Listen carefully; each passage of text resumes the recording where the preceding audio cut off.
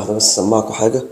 حقيقي أنا صاحية من غير صداع لأول مرة من سنين الله. السلام عليكم.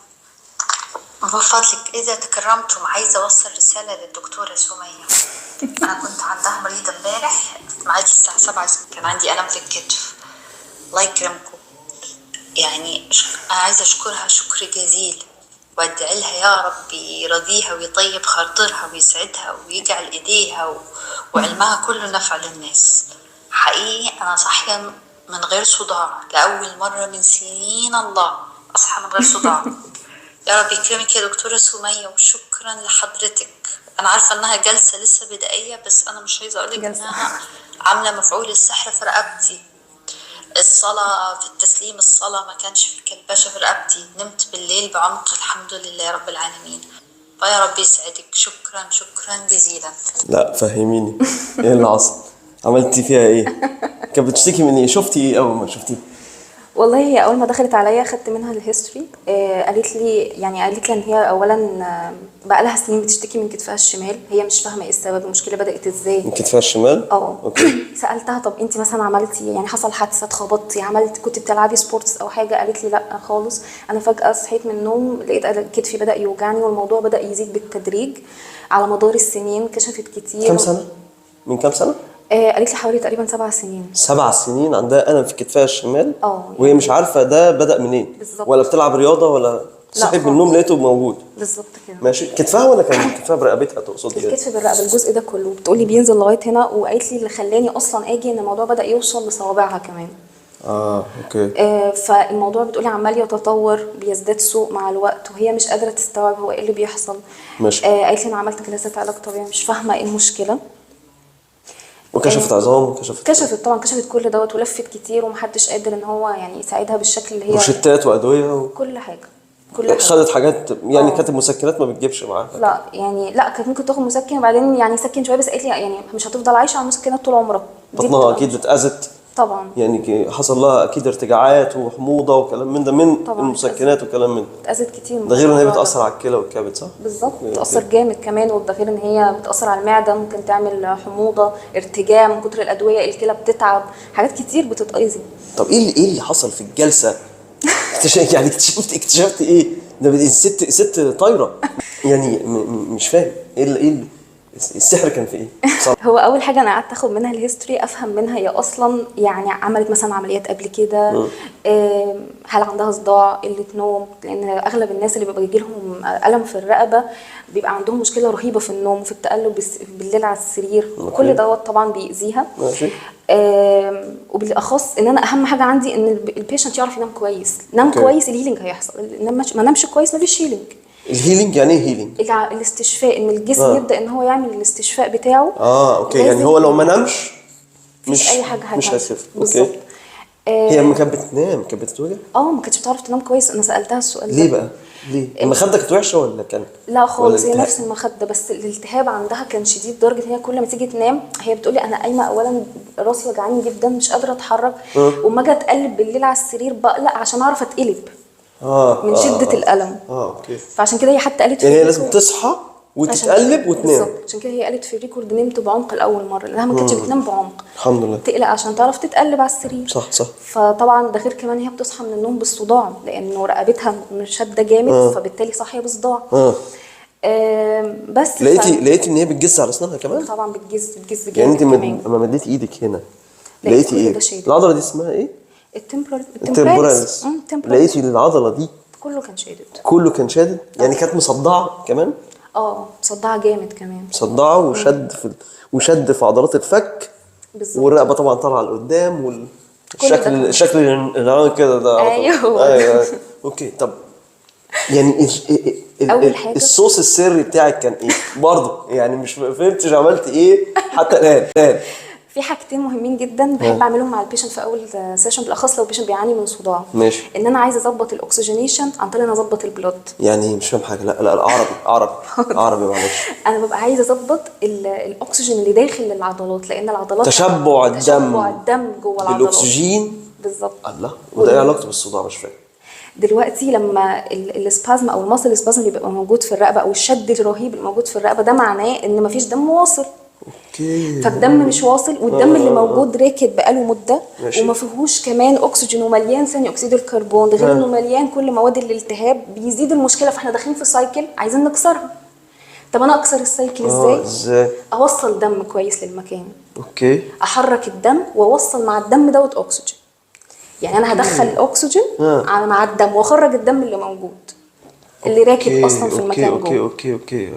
فدوت بعمله عن طريق ايه؟ اول حاجه بحب اشتغل على الجهاز السمبثاوي الاول، اللي هو الجهاز العصبي السمبثاوي. أيوة، يعني ايه الجهاز العصبي السمبثاوي ده؟ اللي هو اللي بيبقى مسؤول عن التنشن، مسؤول ان الواحد يبقى على طول في فايت مود. هي انا متنشن وجاهز. بالظبط. يبقى انا جهازي السمبثاوي هو اللي هو شغال. اللي شغال. انت عايز تشغلي البارة؟ عايز اشغل الباراسيمبثاوي. الباراسمبثاوي. الجهاز التاني اللي هو مسؤول عن الهدوء. الهدوء. بالظبط. طبعا احنا مع الحياه اللي احنا فيها دي ده السمبثاوي هو اللي طاير على طول. طاير على طول. فانت عندك تكنيكس او اساليب بتستعمليها بستعملها عشان اشغل اهدي السمبثاوي، البارة. اشغل البارة، تشغلي الباراسمبثاوي اللي هو اما بيشتغل بيهدي السمبثاوي.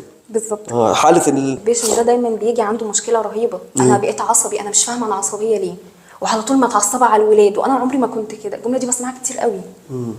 فبعد السيشن بلاقيهم كلهم بلا استثناء يقولوا لي انا حاسه انا بقيت اهدى، مش باخد الحاجه على اعصابي زي الاول.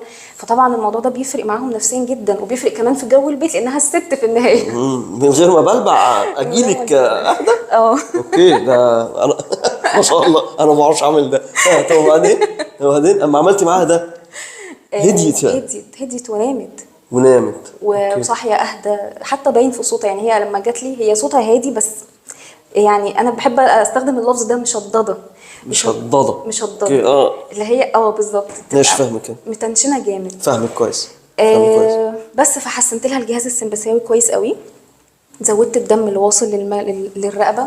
وطبعا يعني انا بحب استخدم المثال دوت، انه لو مثلا في ماس كهربي في الشقه، بطفي الكوبس الرئيسي تمام صح. بس لو فتحته خلاص الكهرباء لسه محروقه جوه، فانا لازم اصلح الكهرباء المحروقه، اغير اللمض من الاخر. فانا ظبطت الجهاز السمبثاوي، العضله مش هتفك نفسها، اروح انا افك العضله. يعني انت جهزت، يعني اول حاجه ظبطتي الجهاز العصبي بالظبط. بعديها يا عيني بقى الاجهزه اللي باظت من الجهاز العصبي اللي كان شادد ده ابدا اشتغل عليها. ايوه احسنها. انت هوليستيك كله. بتبصي على الحالة كلها. بالظبط كده. ما شاء الله. طب وبعدين جابت نتيجة معاكي فعلا في السيشن، في الجلسة؟ الحمد لله. في الجلسة؟ الجلسة دي قد ايه تقريبا؟ خدت وقت قد ايه تقريبا؟ لا انا يعني بالكشف او ولا من غير الكشف؟ من غير الكشف كانت 40 دقيقة. 40 دقيقة كنت مسيطرة على الموقف. الحمد لله. ما شاء الله ما شاء الله. وبعدين طيب ماشي. طب خلاص انا جيت لك بقول لك دلوقتي انا شادد. اوكي. وكتفي الشمال وجعني. تمام. ووصل لدراعي. طب هل انت اشتغلتي على اساليب معينه تفك الضفيره العصبيه اللي رايحه للدراع دي؟ طبعا. هي الضفيره العصبيه دي ممكن تتخنق فين وفين وفين؟ انت لقيتي في اماكن كتير ممكن تتخنق عند الديسك، مكان خروجها بالظبط. عند الديسك. عند الانزلاق الغضروفي بالظبط بتاع الرقبه. اوكي. وممكن تتخنق فين تاني؟ تحت عظمه الكلافيكل او الترقوه.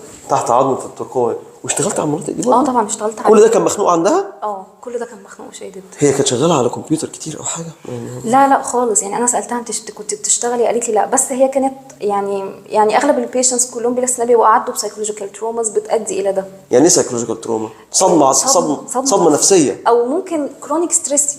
ما هو لما يعني كرونيك ستريس، الضغط المزمن او التوتر المزمن او التوتر المزمن. هو بقى احنا بقالنا يعني ممكن تكون مثلا بقالها سنين في حاله ستريس مزمن، مخليها مع الوقت الحاله عماله تسوق لغايه ما بتوصل للمرحله دي انه الضفيره حتى العصبيه بتتخنق من كتر الشد. الضفيره العصبيه بتتخنق من كتر الشد. ذهنيا. ده بلس مع ان انا لو عندي ديسك صغير كمان شكرا، مع بلس مع ان انا قاعد غلط كده شكرا، قاعد على شكرا، قاعد على الموبايل كده كتير شكرا، حالتي النفسيه انا جازز وانا نايم شكرا. رهيبه. ده غير كمان النفس. ما هو لو الشخص ده بيتنفس غلط، وده انا لاحظته مؤخرا كتير ان الاغلب الناس بتتنفس من صدرها. يعني المفروض الناس تتنفس من بطنها. هو انا لو انا بتنفس من بطني ده صح في ايه؟ معلش انا مش فاهم. الحجاب الحاجز مسؤول عن 80% من التنفس عند الانسان. الحجاب الحاجز اللي هو هنا ده اوكي. تحت الضلوع بالظبط. مسؤول عن 80% من النفس. عشان كده الست دي انت ما كنتش شايفه ان في اكسجين كافي بالزبط. جوه عضلاتها. بالظبط كده. هي عشان بتتنفس صح. نفسها اصلا مش داخل صح، بالظبط. وصدرها مكبوس كده لقدام، فصدرها ضيق. الحجاب الحاجز مش بينزل صح، بالظبط. عشان كل النفس جاي من الصدر مش من الصدر. البطن. طب هو انا لو نفسي جاي من البطن ده معناه ان الحجاب الحاجز بينزل صح يعني، ولا ايه؟ مش فاهم. مش شرط. يعني ايه؟ فاهمين؟ احنا لازم بنعلم العيان يتنفس صح ازاي، لان في ممكن يكون بيتنفس من بطنه بس ما بيتنفسش صح عادي. أوكي. نفس يبقى بنقول عليه سطحي، شالو، مش شالو، بياخد النفس دي ما بيدخلوش مش كفاية. عميق. بالظبط. ده غير كمان ان ممكن يبقى واحد من يعني هو الحجاب الحاجز موجود منه اتنين يمين وشمال، ممكن يبقى واحد شديد والتاني لا، فالشخص دوت في واحد شغال واحد مش شغال. فيجي لنا تقول لي انا عندي انعواج في العمود الفقري، والدكتور يشخص انعواج في العمود الفقري، هو بيبقى انعواج في العمود الفقري كاذب. لا يعني انا ممكن ابقى انا عندي انعواج في العمود الفقري، وهو اصلا العمود الفقري بالظبط. مش ماله، ده الحجاب الحاجز هو اللي عاملها. بالظبط. اوكي. انت بتكشفي بقى على الحجاب الحاجز؟ طبعا. والحجاب الحاجز بياخد اعصابه من الرقبه. من سي 5 في الرقبه، من الفقره الخامسه. يعني ممكن الناس اللي عندها انزلاق 5 6 اللي بنشوفهم بالقبل دول كتير جدا كتير جدا بيبقى عنده انزلاق في الفقره الخامسه والسادسه، ومأثر على النفس بتاعه. اوكي. ما شاء الله عليك يا دكتور. ده غير كمان ان هي لما هتتنفس من الصدر، ما هي بتشغل معاها عضلات الرقبه. كملنا بقيه السايكل، الرقبه كمان بقت شغاله في نفس الوقت. الرقبه بقت شغاله في النفس، مع ان مش دورها انها تشتغل في النفس. فدلوقتي بقت شغاله شيفتين في الرقبه بس. ده غير كمان زودت الضغط على الضفيره العصبيه، وزودت الضغط على الضفيره العصبيه، فالدراع ينمل اكتر. بالظبط. كل دوت طبعا بيأثر. ما شاء الله عليك يا دكتور، ما شاء الله عليك يا دكتور. انت خبره كام سنه؟ 2.5 سنين. لا مش معقول، مش معقول، مش معقول. ما شاء الله. لحقتي تلمي الخبرات دي كلها ازاي؟ ما شاء الله عليك. المذاكره مع الشغل، يعني كنت بشتغل كل يوم. 2.5 سنين دي انت ما فصلتيش؟ لا يعني ممكن فصلت مثلا 10 ايام بالكتير قوي. دكتوره سمية يا جماعه ما خدتش اجازه في 2.5 سنين ولا 10 ايام. مستنيين ايه؟ هذا هو المستوى. شكرا لحضرتك يا دكتوره. شكرا. تعبناكي بجد. لا طبعا. تعبناكي. السلام عليكم.